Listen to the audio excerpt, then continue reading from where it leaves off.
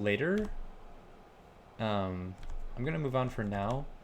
But the important thing is that we need to see, because they haven't told us how to change it yet. So to check your work, log the iterator numbered position inside of the for loop and run your code. It should count the number of characters in your input string. Log the iterator numbered position. So just log, do we just log I? It should count the number of characters in your input string. Oh yeah, so just log I then, huh? It's literally just logging that. And then it will give us, but it does that every time. It does that every time. Inside your for loop. So it gives us 32. So that means there's 32 or 33 characters within the string. Comment this code out when you're ready to move on. I don't know if that's how they wanted us to do it. Because we're console logging I in its entirety. Like every time it runs. But it said to do it inside of the for loop. Okay, well, yeah, we'll go ahead and just comment that out. That's just something to do if you would like. Actually, I do want to return to what we had here to input the I there, yeah. So basically that was just a check step. Create a nested for loop inside of the for loop you just wrote. Make the inner for loop iterate through the vowels array each time the outer loop runs. This will enable you to check if each letter of the input against all vowels during each iteration. Nice, okay, yeah, I see what they're doing here. So they're gonna say if it is equal to the vowel, then keep it.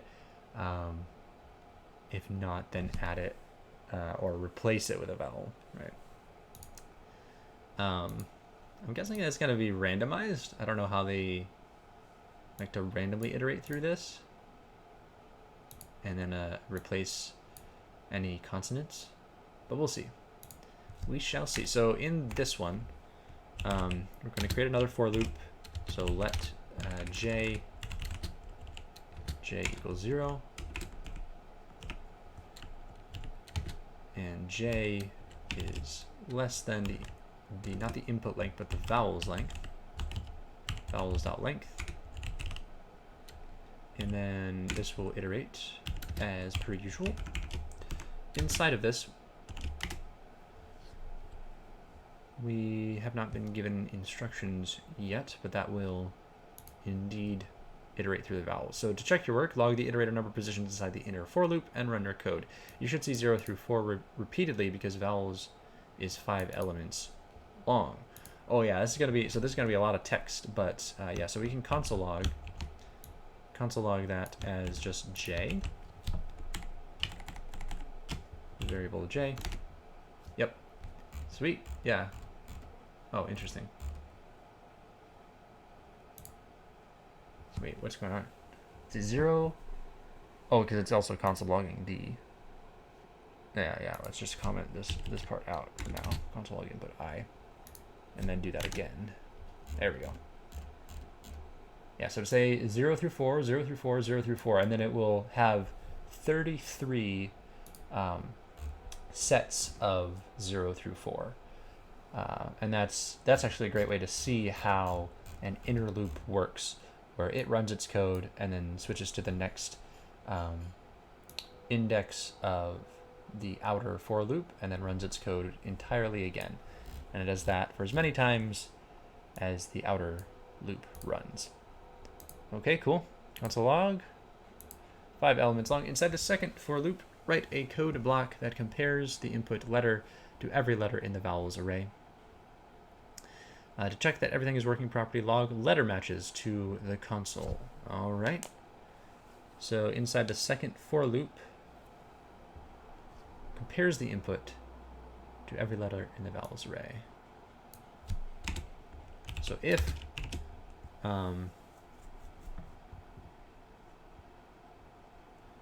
yeah, okay, so if input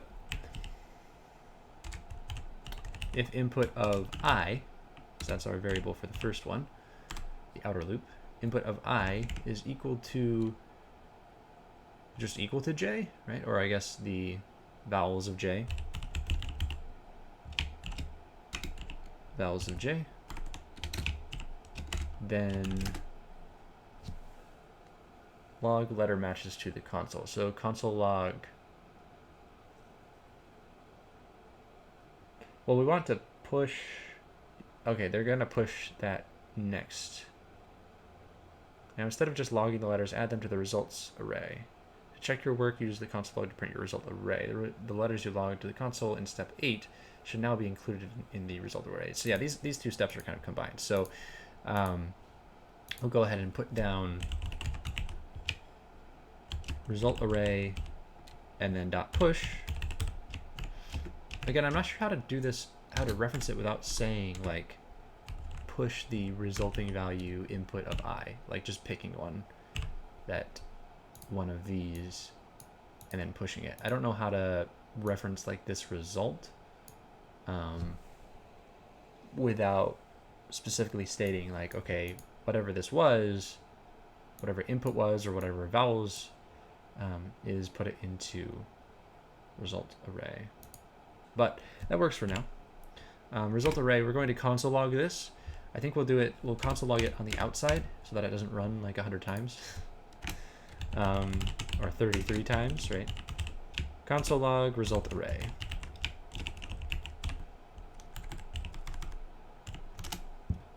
There we go. We got a, yeah, that worked out pretty well. So whenever there was a vowel in the input string, and that vowel was added to the result array. Cool, and then we got this result. So there are, let's see, 4 by 3, so there's 12 vowels in the sentence that we wrote. But we definitely want more than that. We want to translate it rather than just pushing what is a match. Now, instead of just logging the letters out of the results, we did that one. Whales double their E's and add oo's in their language. Write an if statement that checks if each letter in the input string is equal to E. If so, use the push method to add input I to the result array. This statement belongs before the inner for loop block inside the outer for loop. This is because you only want to perform this check once for every letter in the input. Yeah, don't run it 5 times for each letter. Then you get a whole bunch of E's. The E's will be extra long, right? Okay, so this will be in the outer one. So we'll run an if condition if the input is equal to E. And again, this will be input of I, right? Input of I is equal to E. Then add the input I, yeah. Okay, use the push method to add it. So result array dot push, and this will be input I. Input of I. You could also just put E there because that's the only letter that you're using with that, but did that work? Looks like it did. Yep, doubled all the E's in the console. Okay. Next, you want to double the letter U. Interesting. So can we put that in our conditional block? I think we can. If this, or let's use our or operator, or input of I is equal to U.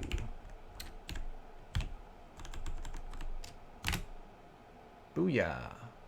Yeah, okay. So it's doubling the U's as well. Oh wait, is it? So if input of I, yeah, that should work. So there's only one, or there's 2 U's. Yeah, so it's doubling the U's for the 2 that we have. Okay, great. Yeah, and that's why this is useful. That's why putting input I instead of the actual letter is useful, because then whenever this condition is met, this will change to a U or to an E and print that. At the bottom of the program, log the results array to the console. Okay, so yes, we're doing that. Currently, result array outputs an array of characters. To produce proper whale language, we want to capitalize the array elements and put them together as one string. Declare a variable result string that joins our result array into a single string and capitalizes all of its letters. Okay, so at the top here, create a variable called result string.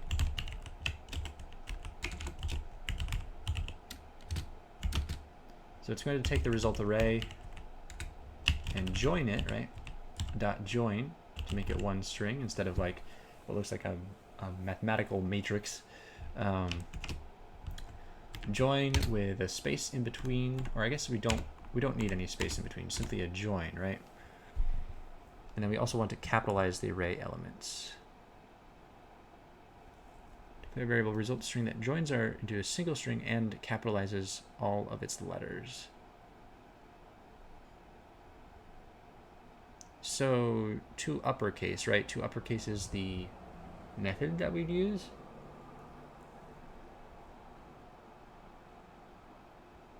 But how do we put that into a single variable?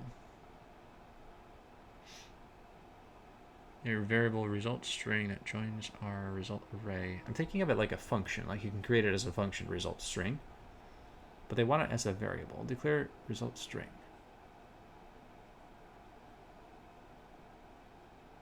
Yeah, that sounds more to me like a function, so we might do that. Currently, outputs array of characters.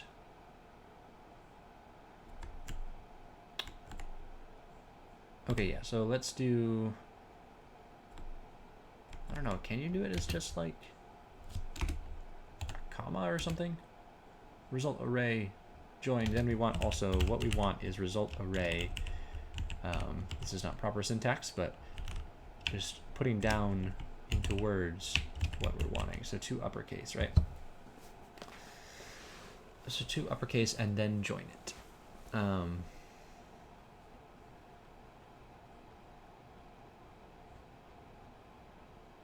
Yeah, so let's create this as a function then. Let's create this as a function. So we're going to take these as what will be inside of our code block. We could also put like that parameter, I guess, but we're not going to put any parameters. We're just going to do an empty function.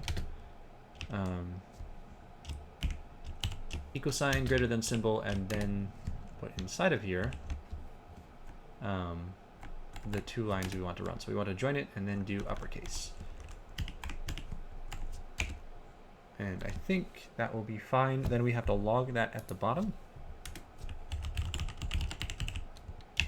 And this will be result string.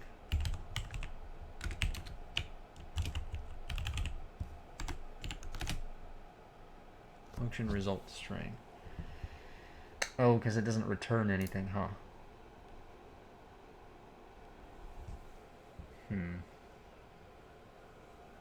So do we have to do...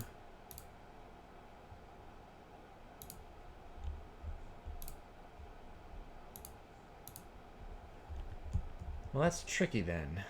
It's probably super simple, but I'm not seeing it. Wait, yeah, so return key would end it, right? That acts like a break. So it would only join result string, yeah. Function result string. That's not being saved to the string itself. Oh, we have to put in, yeah, if it's a function, we have to put in what it's actually producing, right? So it's undefined, but we got to console log the result array, right? Console.log. Did we console log the result array? Result array. Interesting. Interesting.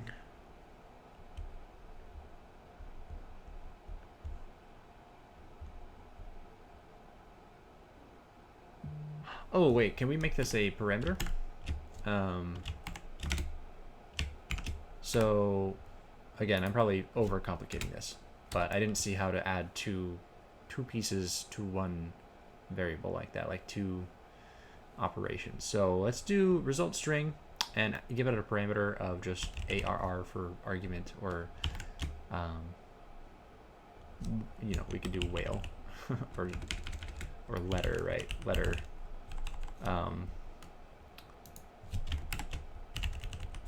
So letter.join console log letter. And then we're going to put into our argument here at the bottom result array, right? Result string with the argument of result array. Still does the same thing. Okay. So that's not the way they want it done, and also that's not the way that it is actually functional. Console log result array. Let's go back a few steps. Let's go back to when we were trying to do the variable. I don't know if you can do this, if you can just do it like, just put a comma in and have it run two things within a variable. Or maybe do a plus operator. Yeah, it's not gonna work. Result array has already been declared. Oh, does this need to be let? Need to be a let keyword? No, result array has already been declared. Yeah, okay. So I think if you do this, right, you're just joining. Yeah.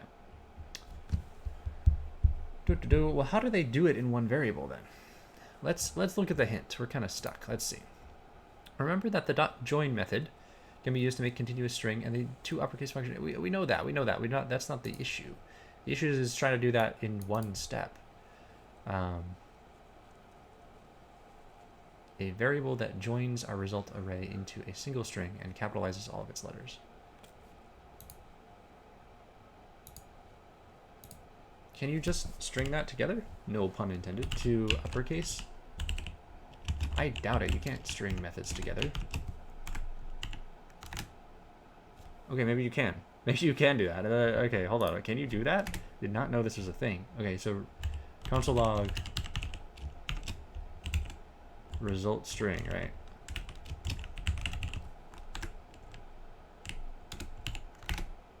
No. No, it just doesn't do anything. It doesn't. What? It doesn't even log undefined? Or does this have to...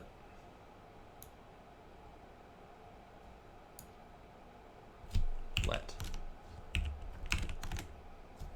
Does this have to come after the for loop that we're using down here? Okay, let result string. What's wrong with this? Let result string has already been declared. Oh, yeah. You guys are up here. Okay, get rid of that. Try that again.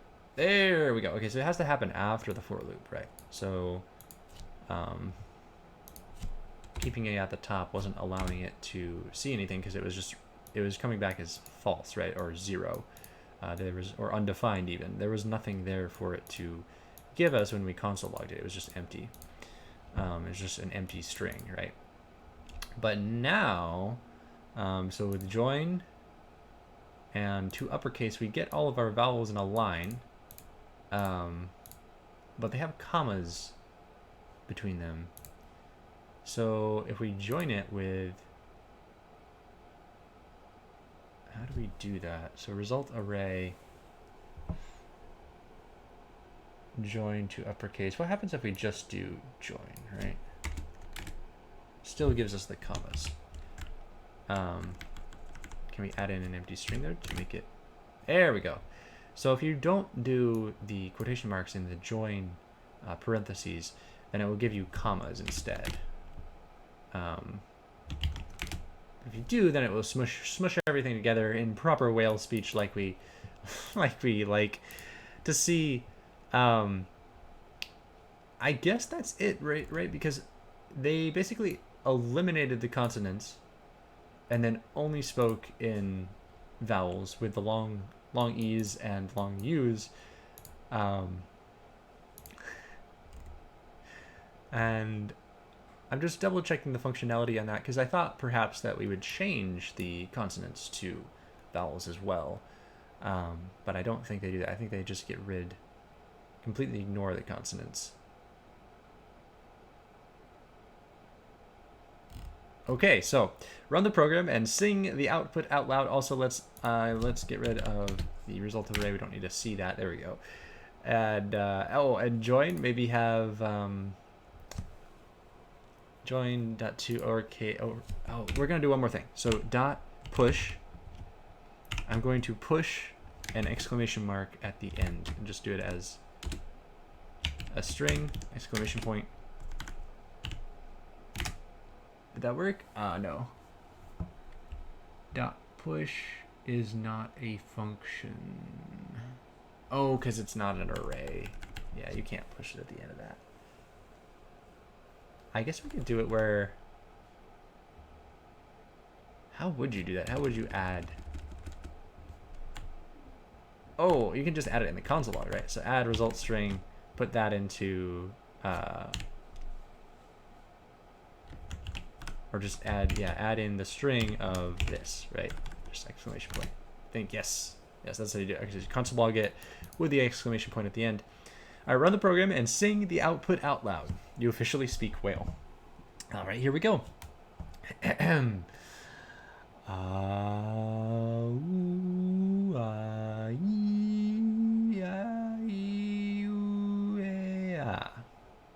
Don't think my pronunciation was quite precise, but there you go. I'm just learning whale. To confirm, if you change the value of input to turpentine and turtles, the version or the whale version would read this. So let's go ahead and do that. Let's go ahead and change this. This is baby beluga in the deep blue sea changes to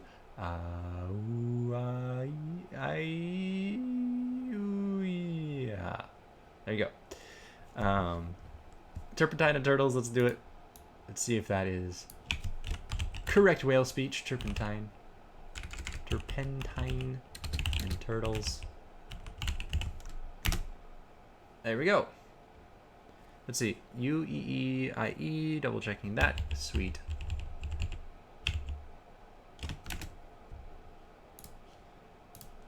Congratulations. Let's start the next quiz. Let's finish the loops section up for JavaScript. What would the output of this code block be? Constant animal equals cat. Then they do a for loop. They console log the animal. And they console log j. So if I is less than animal length, right? So this is 3, has 3 characters, or 2, I suppose, because that's also, even with the dot length property is also, I think it's also index 0, or is it not?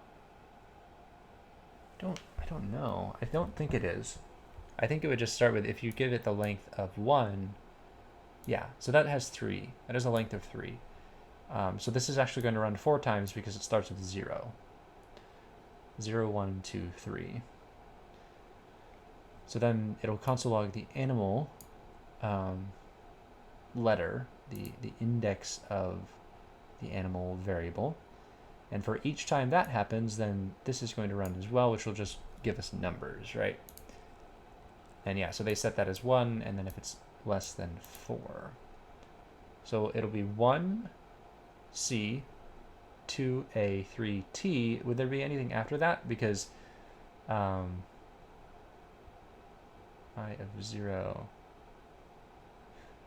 Oh no, wait, it is 0 indexed when you're referencing it, yeah. So it does have a length of 3, but it has the indices of 0, 1, and 2, right? So that's still a length of 3, but it's 0 indexed. Okay, that makes more sense. So yeah, it will log cat and then have numbers in between once it works its way through cat. Yeah, so it would be cat 1, 2, 3, cat, yeah, C 1, 2, 3, A 1, 2, 3, T 1, 2, 3. Be that one. Yeah, because the for loop runs its entirety. What is the general purpose of a loop? Loops read and recreate code automatically iterate a block of code based on conditions. Yes, indeed, they do. It's all based on repetition. Statement is true about for loops. For loops can never result in an infinite. Yes, they can, if you forget that little stopping condition. For loops are appropriate when looping a predetermined number of times. Yes. You want to run a code block at least once, then loop as long as the condition remains true. So that's the do while statement. Do while. What will be the result of the code block? Social media equals Instagram, Facebook, and Twitter. for the social media index. Console log social media index. Well, it's just going to be, yeah. Is this a trick question? It's just going to be the 3, right? Or, well, it's going to be like this, though. So it equals 0. It's going to log the index of that. So it's just going to be the same thing there. Instagram, Facebook, and Twitter. Yeah. No trick there. What is the incorrect about the code block? I equals 0, I less than length. I console log my array I. Well, there's no array set up. But also, yeah, there are commas instead of semicolons in here. And it should be separated by semicolons, not commas. All right, which statement is true about while loops? They always loop over a code block a known amount of times. No. Loops will run at least once. No, that's the do while. Loops will only run while the condition is false. No, that's not true. Loops will evaluate a condition for however long it's true, and looping stops when the condition is false. There you go. There you go. Yeah, a stopping condition runs if it's true. It stops when it's false. Much like, any other conditional, the if else that we've done before. What problem is caused by this code block? For let I equal 10, I greater than 0, I plus plus. Console log I. Okay, so this is going to run it indefinitely because I will always be greater than 0 if the increment is adding 1 to everything. So the code won't run because the stop condition is less than the start condition? No. The code will loop forever because I will always be greater than 0. Yeah, you created an infinite loop there, buddy. What do nested for loops do? Allow us to double check if our if-else statements, they are bad because they run forever. No. Nested for loops allow us to run multiple for loops at once. Run the same code twice. Guess it's this one, right? It allows us to run multiple for loops at once. Yeah. Okay. Cool. Good work, good work. Start next project. What is the next project? Are we coding a game now? Treasure Hunter, we are. Sweet. We are. What's the... Yeah, there we go.